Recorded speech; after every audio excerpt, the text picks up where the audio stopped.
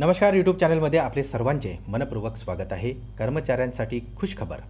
सरकारी कर्मचाऱ्यांच्या बेसिक पगार आणि EPF मर्यादा वाढणार।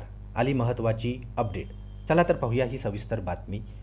त्यापूर्वी चॅनलला नवीन असाल तर सबस्क्राइब करायला विसरू नका आणि नवनवीन अपडेट मिळविण्यासाठी बेल आयकॉनला प्रेस करायला विसरू नका। ही अत्यंत महत्त्वाची माहिती आपल्या सहकारी मित्रांना शेअर करायलाही विसरू नका। लोकसभेच्या निवडणुका संपताच कर्मचाऱ्यांना एक मोठा दिलासा मिळणार आहे। त्यासाठी कर्मचारी भविष्य निर्वाह निधी संघटनेअंतर्गत सामाजिक सुरक्षेची व्याप्ती वाढविण्याची योजना आहे। या अंतर्गत आता EPF खात्यातील योगदानासाठी किमान वेतन मर्यादा म्हणजेच मूळ वेतन 15,000 रुपयावरून 21,000 रुपयापर्यंत वाढवता येणार आहे। म्हणजेच आता PF आणि पेन्शन खात्यात जास्त रक्कम येणार आहे। EPFच्या वेतन मर्यादेत वाढ करण्याचा प्रस्ताव गेल्या अनेक वर्षापासून प्रलंबित आहे। सर्व पर्यायांचा आढावा घेत आहोत आणि नवीन सरकार या संदर्भात निर्णय घेऊ शकते असे एका अधिकाऱ्याने सांगितलेले आहे। वेतन मर्यादा वाढल्यास सरकारी आणि खाजगी क्षेत्रावर मोठा आर्थिक परिणाम होणार आहे।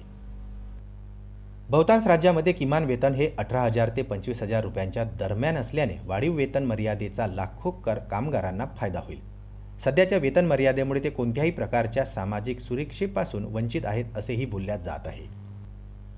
जर बेसिक सॅलरी 21,000 रुपये झाली तर PF मध्ये कर्मचाऱ्यांचे योगदान हे 2,520 रुपये होईल, जे सध्या 1,800 रुपये आहे। नियोक्ता तेवढीच रक्कम देईल, त्यातील 1,749 रुपये पेन्शन खात्यात जातील। उर्वरित 771 रुपये हे PF खात्यात जमा केले जाणार आहेत। यामुळे आता PF कर्मचाऱ्यांना याचा मोठा फायदा दिसून येणार आहे। पुन्हा भेटू आमच्या YouTube चॅनलमध्ये नवीन अपडेटसह। तोपर्यंत नमस्कार।